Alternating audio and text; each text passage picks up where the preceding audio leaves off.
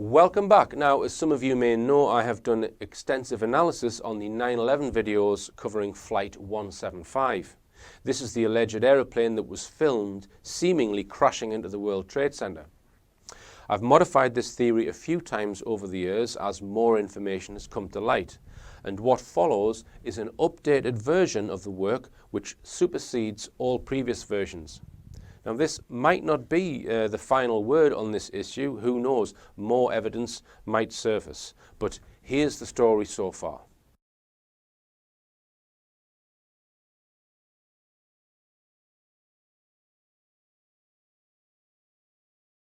On the morning of 9/11, the North Tower was struck first, and only one video camera that we know of caught the event on film in any detail. The clip is known as the Nordet film. Once the first tower had received its damage, emergency services and news channels were alerted. Therefore, what happened to the second tower was much more comprehensively filmed by both professional news media and members of the public. There are between 50 and 60 publicly known pieces of video showing the event which caused the damage to the South Tower. The National Institute for Standards and Technology, or NIST, produced a video containing 30 different camera angles. The following sequence is a selection of 53 video clips showing the South Tower receiving its damage. The first 30 are from the NIST video. I've speeded up the sequence to show them all within 1 minute.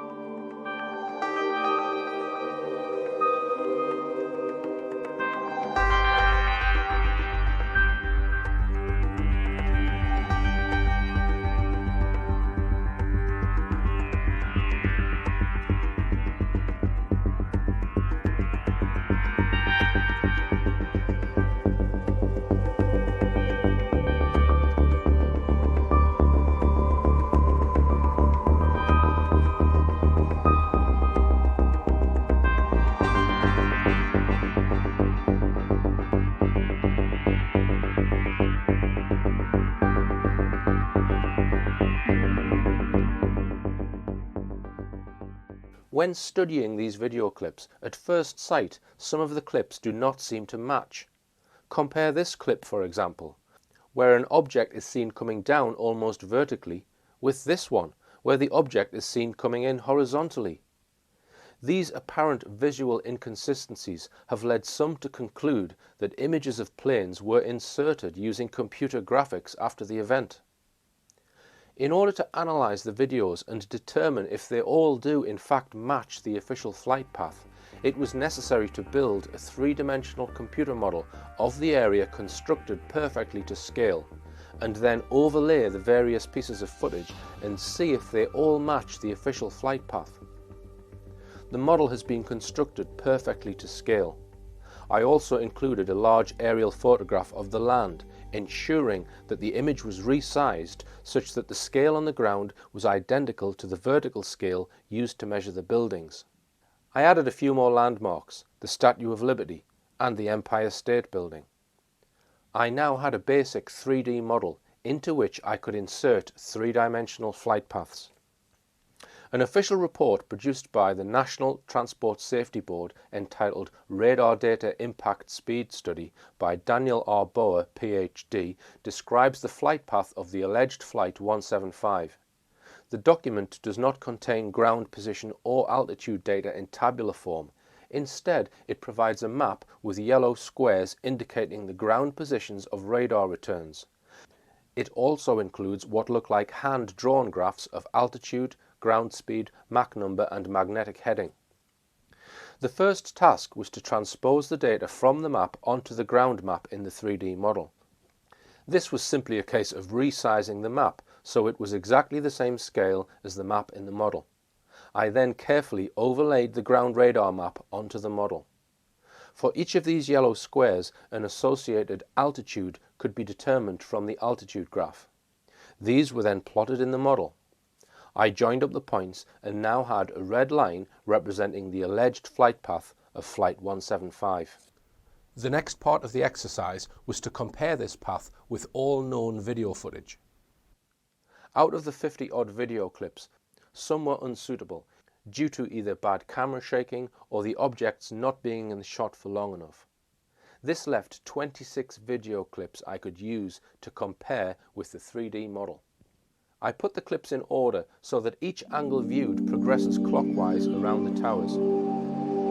The first video is filmed from a north-northeasterly position and shows the alleged plane entering from the right. It approximately follows the official radar path.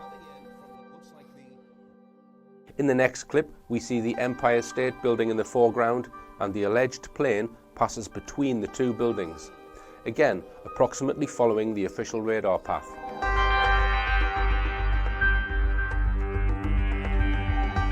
Another video clip, which appears to have been filmed just in front of the Empire State Building, shows the alleged plane travelling for over 2.5 miles or 16 seconds before it reaches the towers.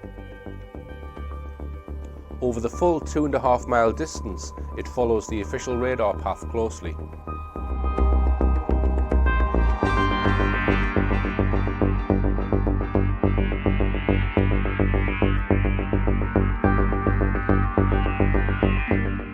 A close-up this time, the alleged plane enters from the right-hand side of the picture.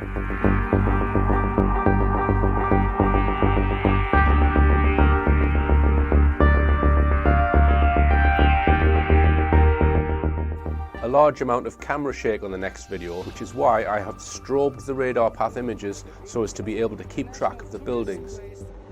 Filmed from the ground, which makes the alleged plane's path appear almost horizontal.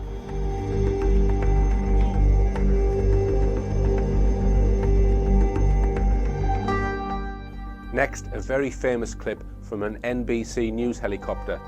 The path appears at about a 45-degree angle, which seems at first sight inconsistent with other clips.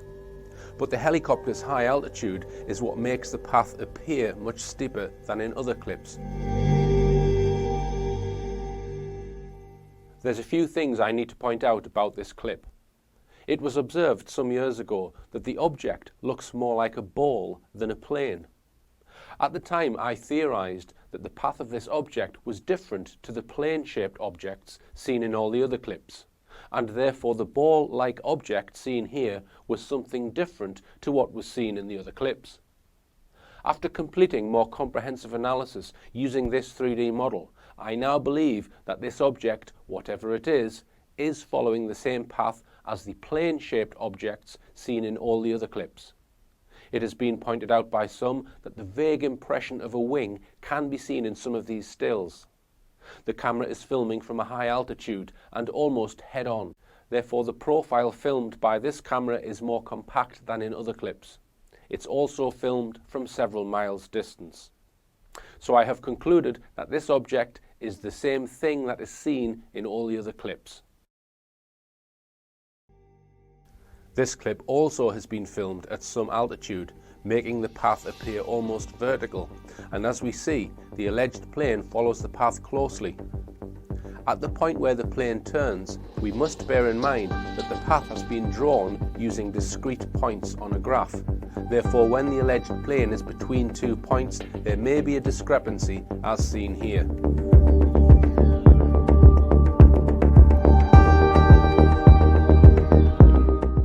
A rather low quality image, but still following the official radar path. A reasonably close-up video this time, with audio from the couple filming. What's this other jet doing? What's this other jet doing? Holy fuck! Oh my god! Oh my god! Jesus fucking Christ! The comment from the female immediately before the alleged plane reaches the towers could be significant. What's this other jet doing? She states, "What the hell is that?" Think carefully about this comment. If you live in New York, you will know what a plane looks like. The comment, "What the hell is that?" suggests to me that she was looking at something she had not seen before. Something which perhaps had the vague appearance of a plane, but was actually something quite different. In the next video, we see 5 seconds of the plane's path. which equates to just under a mile, again matching the official path.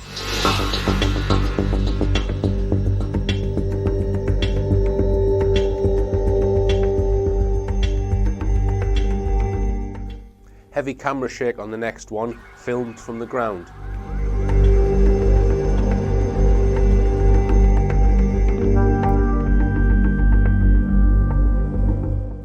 East of the towers now, at some distance. Coming round to a southeasterly position, again filmed at a considerable distance.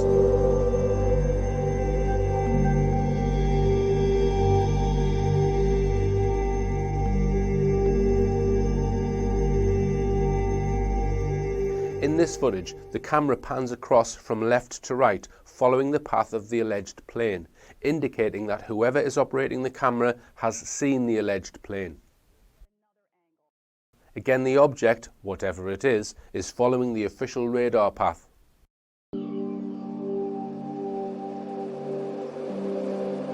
Another video clip where the camera operator is panning from left to right, again indicating they have seen the alleged plane.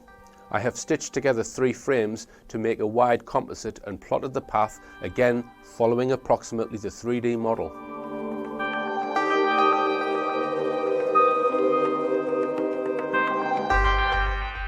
Still at an approximate southeast position, the alleged plane follows the official path closely.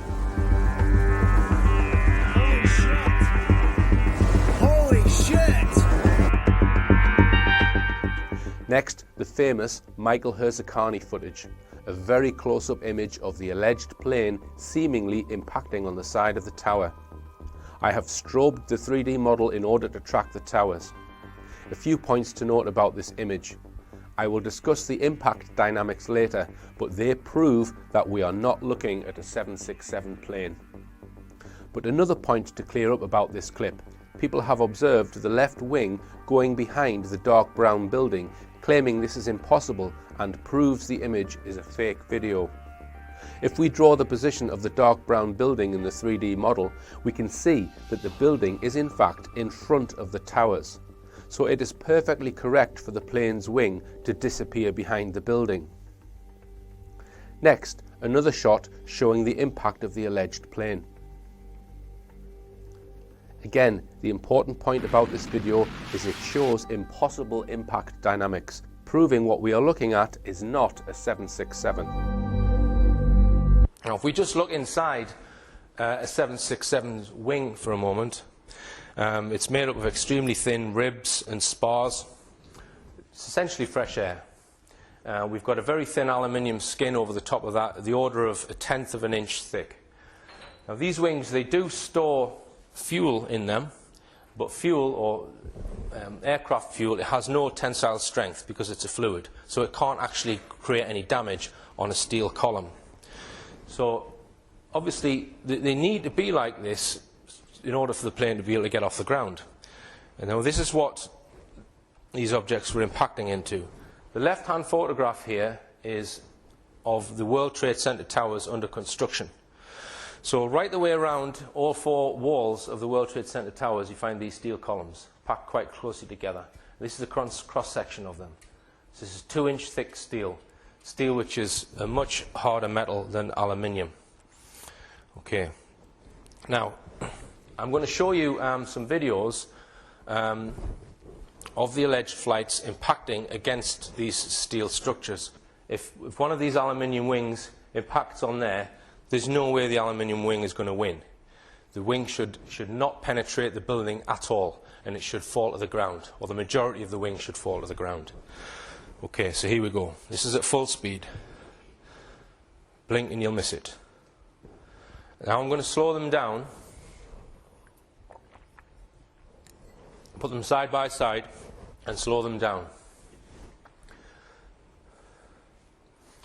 Now just look at the wing on this one. The entire plane melts entirely into the building. People have called these images cartoon physics, or butter planes. Look at the fuselage on this one. The fuselage is a hollow aluminium tube, and it's being completely swallowed by this steel building, right?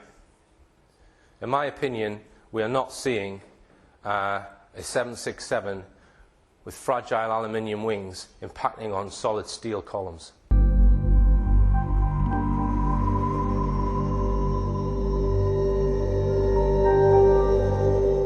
Looking now from the west at the buildings across the Hudson River.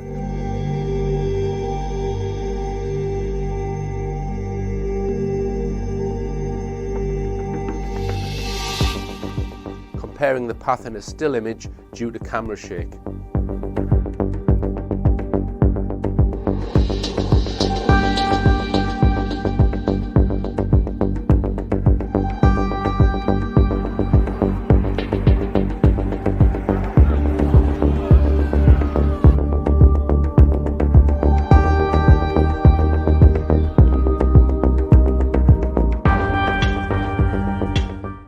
In this image, again, the cameraman appears to have zoomed in on the alleged plane, then pans left following its path for 11 seconds, which is just under 2 miles.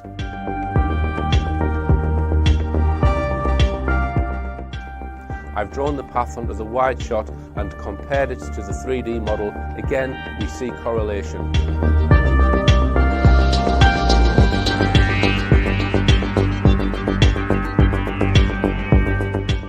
This clip is shot from a long distance from a west-northwest direction.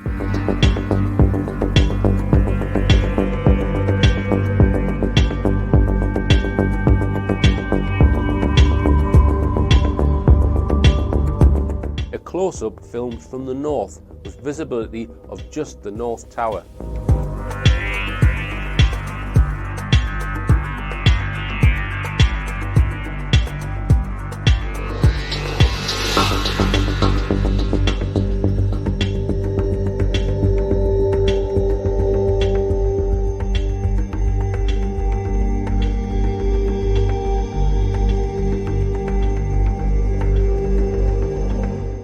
This shot, filmed from the ground, again demonstrates how the trajectory can appear very different at ground level, the plane seeming to go slightly upwards in its path, but we know the alleged plane path in the model is in a descent.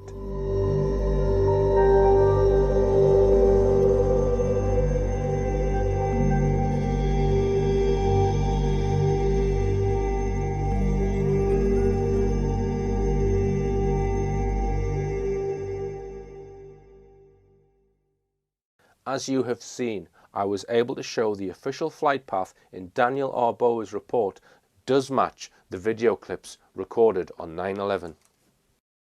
I concluded from this analysis the video images were not the result of computer graphic forgery. There are just too many camera angles to have gone round and collected all of the amateur clips without one of them falling through the net. Despite this, some researchers, who I regard as disinformers, still cling to the notion that nothing visible appeared in the sky and plane images were cut and pasted into all of the videos after the events. These researchers surely have left their Occam's razor rusting in the garden shed. In a study by Andrew Johnson of eyewitnesses near the World Trade Center, only 21 people reported seeing a plane. Of these, about half did not hear a plane. Having established that an image which looked like a plane was probably seen in the sky, let's just look at some additional facts. Here is Dr. Judy Wood, former professor of engineering mechanics, explaining her reaction to seeing the damage to the towers on television. Well, on airplanes, the wingtip isn't even strong enough to hold fuel in it. The fuel is held further closer to the body. Right. What got to me was that upper wingtip slot. There was a 5-inch deep slot cut into the building.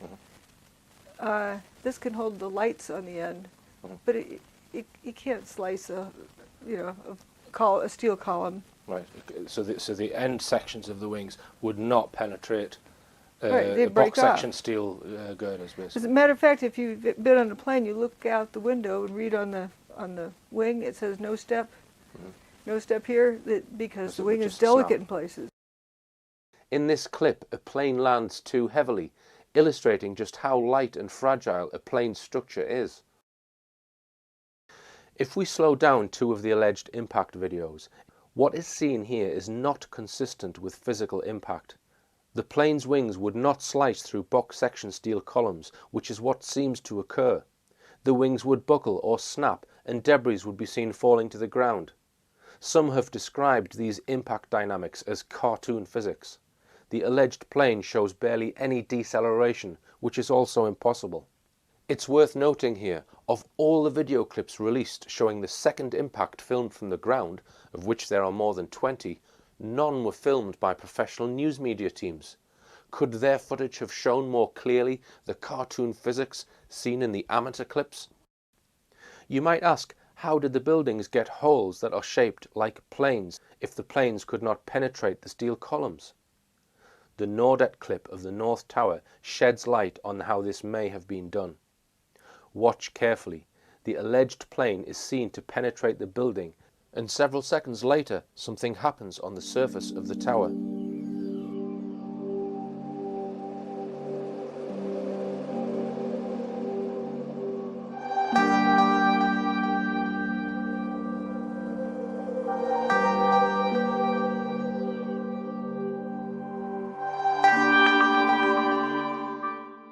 I've stopped the action here.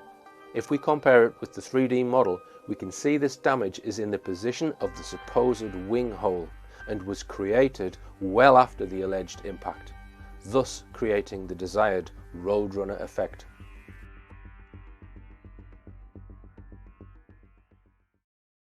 Dr. Judy Wood, whose research concludes a directed energy weapon was used to disintegrate the towers, has looked at magnetometer data, which measures variations in the Earth's magnetic field from monitoring stations based in Alaska. This data shows at the time the first hole appears, the Earth's magnetic field fluctuates, suggesting a directed energy weapon was used to create the hole in Tower 1. Another observation I made when editing these videos was the lack of reflecting light glinting off the plane's surfaces. It was a sunny day and the images show very little reflection effects. When a plane flies at 35,000 feet, the air is much thinner than at ground level. In fact, the air at this height is 3 times thinner than at ground level. This is why commercial planes fly at such a height, because the lower air resistance allows them to achieve much higher speeds and use less fuel. So as a plane comes into land and drops altitude, it experiences more and more air resistance as it comes down. So the maximum speed at low altitude is much slower than at 35,000 feet. The following clip is researcher Jeff Hill questioning aeronautical engineering technologist Ben Eadie about the maximum speed a 767 can travel at sea level. A 767 or something, it could, its max cruising speed, or its max speed at cruising altitude, 35,000 feet, would be about 535 miles an hour.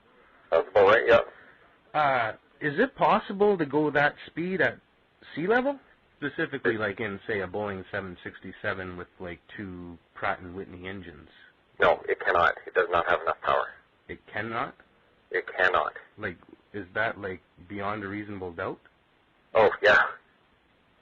How That fast? taking into account that you've got an aircraft that's optimized, so the engines have the right amount of horsepower for cruising at 30,000 feet at 500 plus miles an hour.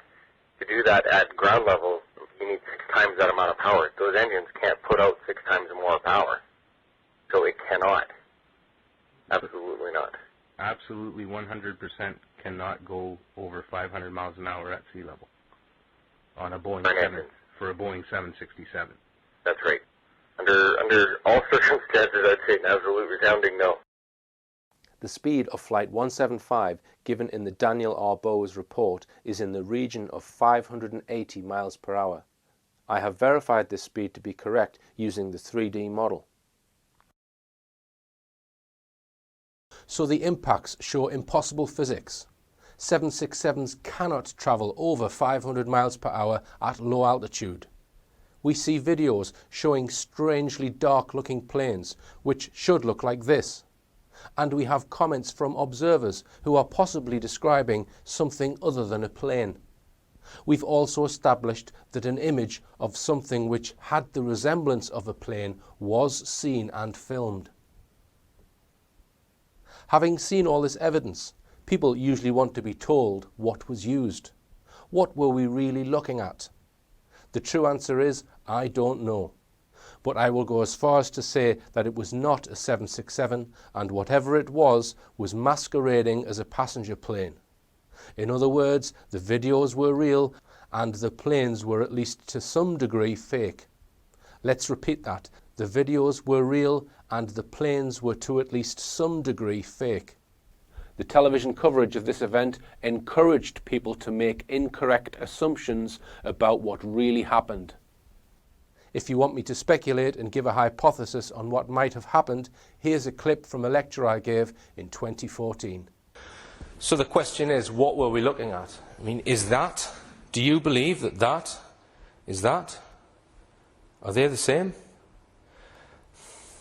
Now, I'm going to give you my current theory on this, and it's only a theory, and I'm prepared to change this theory. If anyone gives me new evidence or gives me a better theory, I'm prepared to debate this theory.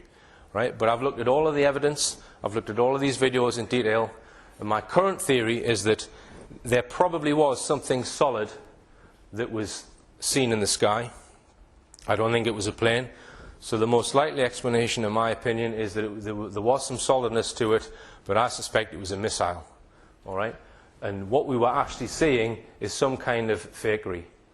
People have called it a hologram. I don't use that word. I don't know what they used. But I do not believe that there was a plane in the sky. I believe that we were being tricked by whatever was seen. Now, if we just go down the premise of my theory, and as I said, I'm prepared to debate this with anyone, and I'm prepared to change my view on it. And I'm not the first person to suggest that it was a missile cloaked in an image. Right? David Shayler in 2006, as far as I'm aware, was the first person to suggest this. And that was just before he had his funny turn. Planes, FAA records, Federal Aviation Authority records, show that Flight 11 and Flight 77 didn't even take off that day. And where's all the CCTV footage of these hijackers in the airports? There's no CCTV footage being released of them in the airports where the planes took off. So I'm sorry if I'm repeating myself, but the shot, the iconic shot, which is emblazoned in all our minds, those of us that were around that day and were reporting that day, of planes hitting the tower, how do you explain that? Well, I would say to anybody, look at that footage, slow it down, and come to your own conclusions. But I very firmly believe that what you're seeing there is not consistent with the damage of a plane going into a building. But people have got to make their own minds up. I'm sorry, I don't understand that. What do you mean? There was a plane or there was not a plane? I would say to people, look at all the footage, yeah, from all the angles, and see how that plane goes into the building. Every angle shows an aeroplane hitting the building. It shows an aeroplane, it shows something melting into a building, not hitting a building. When a plane would hit a building like that, you would expect to see the wings start to fracture. You'd expect to see explosions when the engines, which are full of fuel, hit the building. You'd expect to see blowbacks of parts coming back off the thing. But when when you slow it down, you actually see a plane melt into the building, then you see the explosion once it's inside.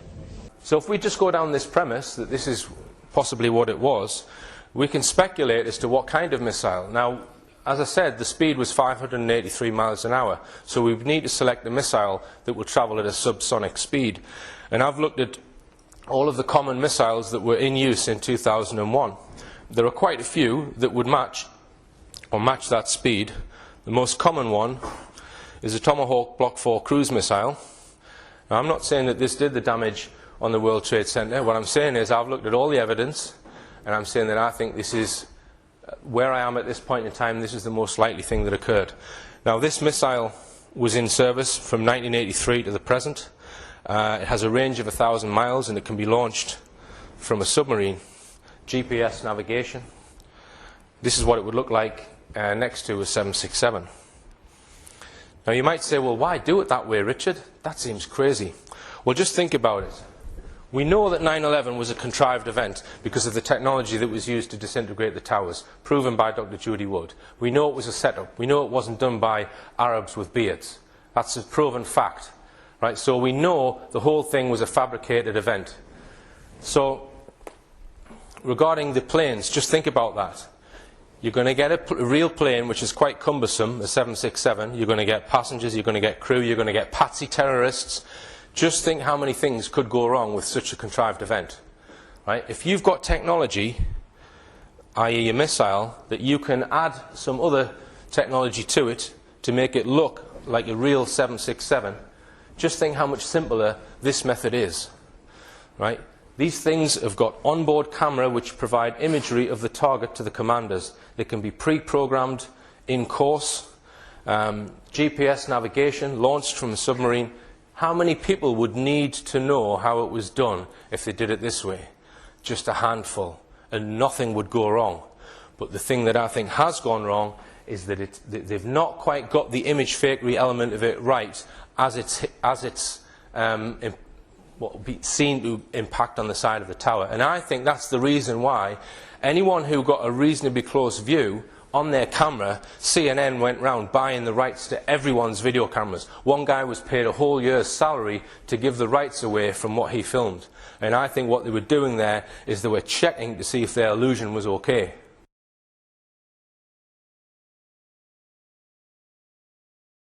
Remember, believe none of what you hear and only half of what you see. I'm Richard D. Hall. Good night.